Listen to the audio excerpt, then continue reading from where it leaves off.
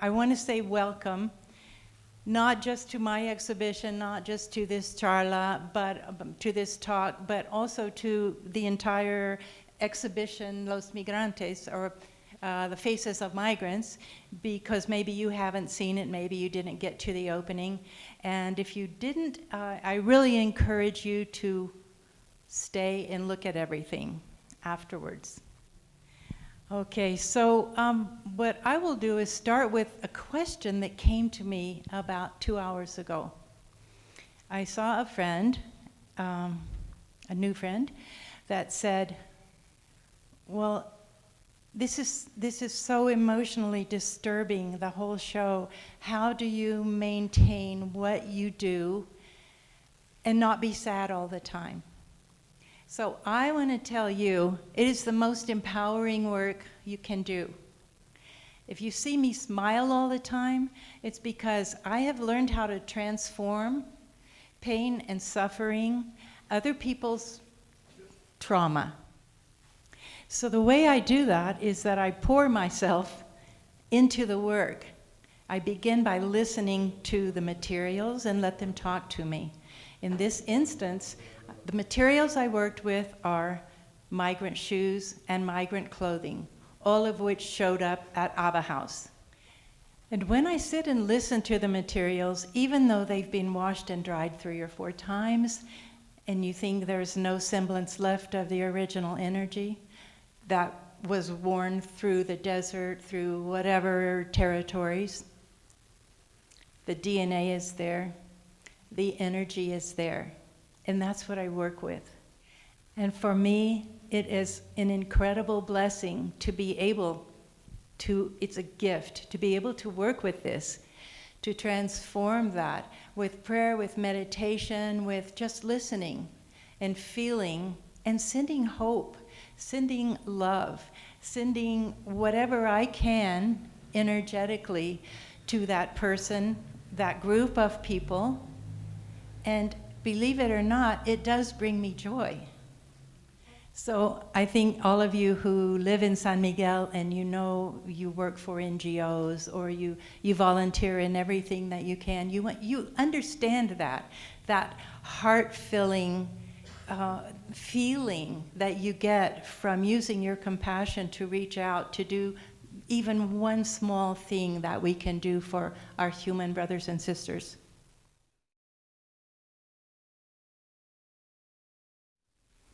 So I'm going to start with the first one that I made after I called Stan at ABBA House and said, so what do you do with all the shoes and clothing that they wear? Because if you know, ABBA House gives the arriving migrants new shoes and clothing. And so he said, well, we just throw it away. And I said, okay, I've signed up for this exhibition. Are you going to bring me some of the leftovers before you throw them away? So this is the first one I began. And like most of my work, I didn't know where I was going with it. So I started with a grid because that's kind of a way I could think of containing the energy.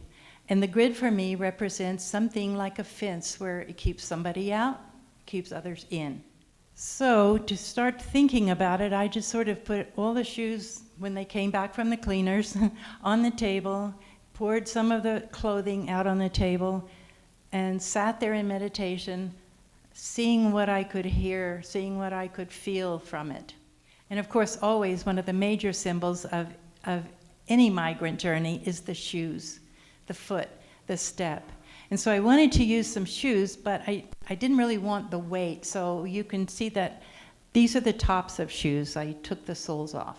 And you might notice that all of the shoes are painted the same color. Mexico happens to be one of the only countries that does not only allow migrants, but welcomes them. So what color represents joy better than Rosa Mexicano? I could have used red, white, and green, but it didn't seem as, I don't know, fun. And I wanted that feeling of, welcome to Mexico, we embrace you. These are all the shoestrings that came out of some of the shoes. Some of the things I find that are not necessarily what I got from ABBA House, but I imagine that that's part of the journey, losing their communication with whoever by dropping their phone and noticing later they don't have it or having it stolen. So you also notice that I use some of the shoestrings to tie things together so that everything is connected, because I understand that one of the main rules, if you're walking with a group, is that you don't leave anyone behind and you don't separate. And then in the middle, I had put this shoe, and I can't tell you why, it turned into the Virgin of Guadalupe. So I had to make roses. So we understand her as not only the protector and invoke her as a protector, but we also use her as a welcoming entity. So the name of this actually then had to become Our Lady of the Borders.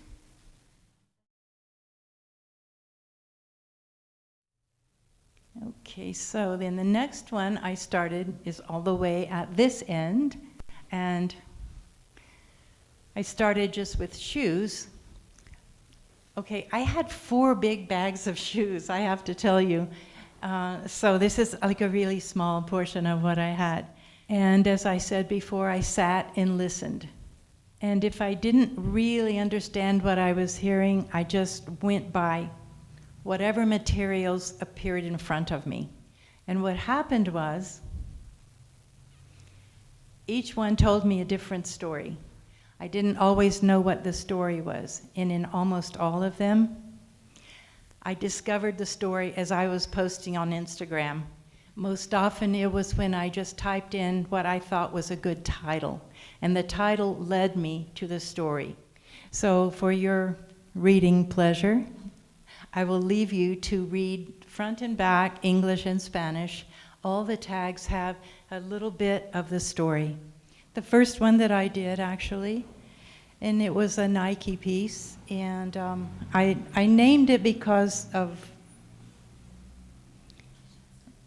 it's like a lunar flyer or something like that. I'm not a sneakerhead, so I don't know all the sneakers, but I'll tell you a short synopsis, and then you can actually read all of these. But it's called Lunar 3 Flower Moon. The full moon in May, known as the flower moon, came with an eclipse this year. That's what I was working on as I wrapped this Nike. Here's what a Google search found out about this model. The Nike Flyknit Lunar 3 is here, and for the most part, exorcises unwanted ghosts of the past. I don't know who their marketer is, but that's just like, okay. Well, then I thought I was done with that kind of coloration, and lovely. Then I kept going through the boxes of shoes, and I found that one shoe was solo. And I had this story in my head of a mother who's carrying her child, and then she gets to put her down, but she realizes she's missing a shoe. She's lost it on the journey. And she has to be carried all the rest of the way. I would say from the size of it, she's probably 4 or 5 years old. That's not a lightweight burden to carry. You may have to decide on whether you're going to carry the child or all of the clothes and the food that you need, in order to have one. It just became this whole story. So then they had to stay together. And once again, they're on the grid that represents the wall they cannot pass. Okay, so this is the third one, and it's my hoodie repeal. So I got so many hoodies from ABBA House, but this was the best color. So I started just playing with it in the same way that I start building on my repeals. And then I started just using pieces of the clothing that came to me.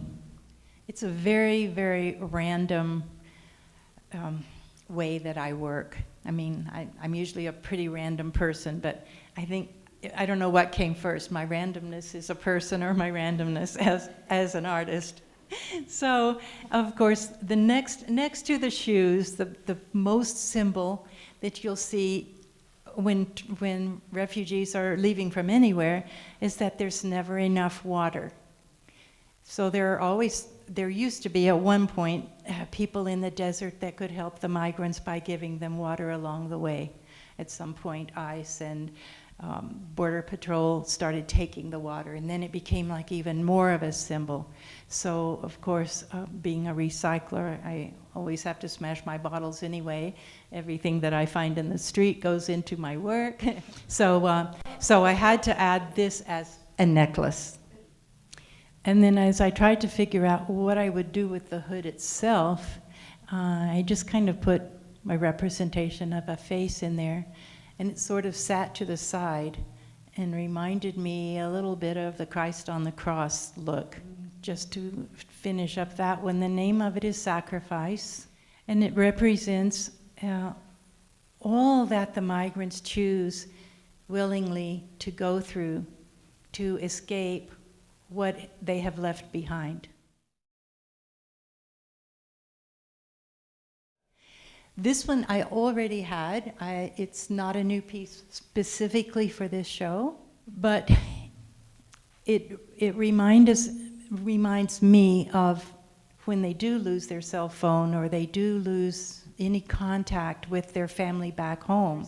There's an illusion that we're all connected all the time. We always think we're in communication, but it's such an illusion because they go days, maybe weeks before they have someone to be in contact with that was going to call their family and tell them that they're either okay or they're not okay. So this one I had already done as a way of imagining what happens when you're unplugged. How do you deal with that? How would any of us deal with that? Okay, so then this is one of the more recent pieces that I did because I was thinking, well, like those of you who were at the opening know that all these pieces were not here Friday night. This one, I found this old repeal that has a flying geese motif. And I was thinking of the way that birds migrate, humans, since humanity began, have migrated. So it felt the perfect motif. So this one is called Border Bird, and it's the reminder that immigration is a human right.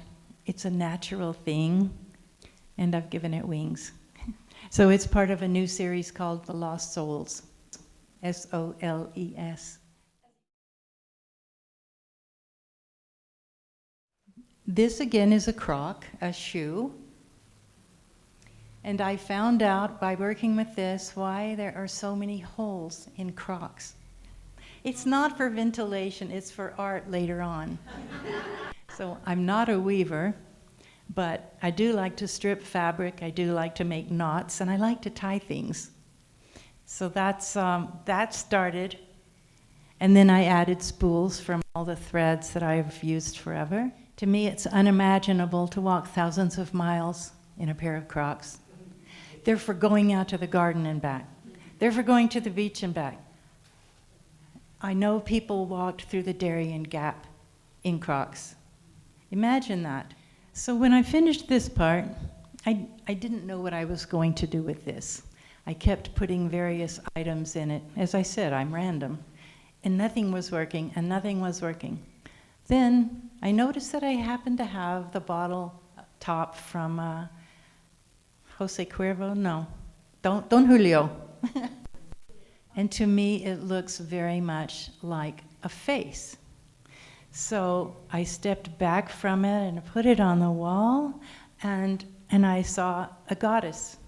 So because I had been reading Kim Malcolm's book titled A Country Within, Kim Malcolm, it was about her 2 or 3 year journey in Greece, helping the migrant refugees who came in on boats. Of course, all the same stories of how they were overloaded, overcrowded. Some people made it, some people didn't. And I thought, well, if it's a goddess and if it's related to this book that I'm reading, I should look up who's the goddess protector. And this is where Google comes in very handy. So I Googled goddess protector.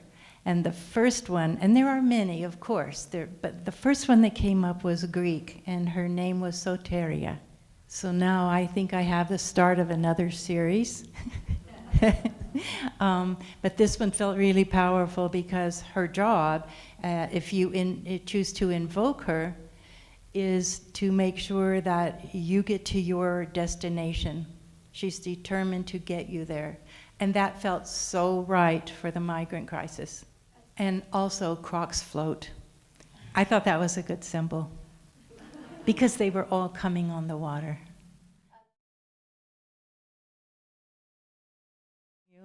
So this piece was, at first I was thinking of the title of our show, Migrants Are the Faces of the Migrants, and I happened to have this half of a batik, and I don't remember who gave it to me, but I did not make this work. It showed up in my search for materials, so I went, okay, well this looks kind of like she or he, you know, has an issue, has a problem, maybe worried, maybe frightened. And so I started thinking about that. But then I ran across this wonderful quote by Carlos Fuentes. And it says, recognize yourself in he and she who are not like you and me. Yeah, recognize yourself in he and she who are not like you and me. So I named this one Lost Souls. This was the first of the Lost Souls series. And it's Lost Souls 1, Do I Know You?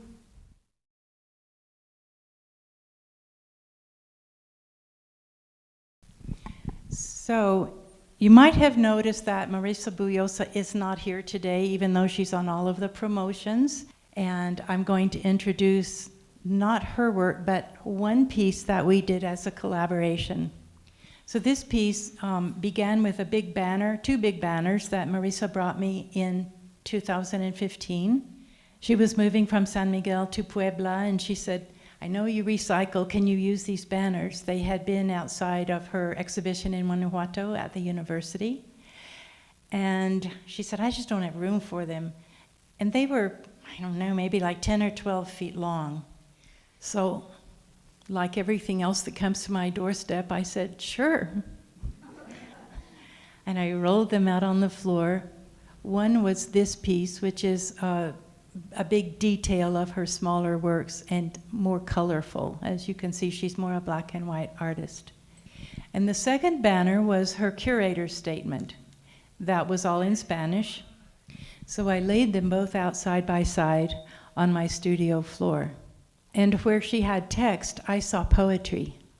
So I called her up and said, okay, I think I know how we're going to use this, if you will consider it a long-distance collaboration.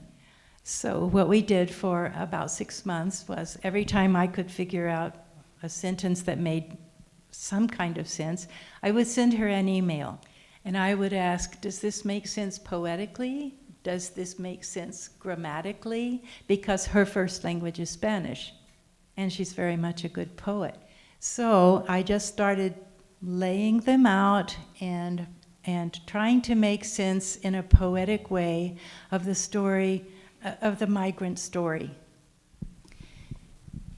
And that was in 2015, and it was only this piece, and she never saw our collaboration until last month when she came back from Puebla. And so we decided together to use this as part of our sala, which we didn't know was going to be our sala. It just happened that we're here together, and she helped finish all of this and added her touches of her photography of the migrants, of her collection of doll dresses and things like shoes. Thank you all so much for listening to all of this.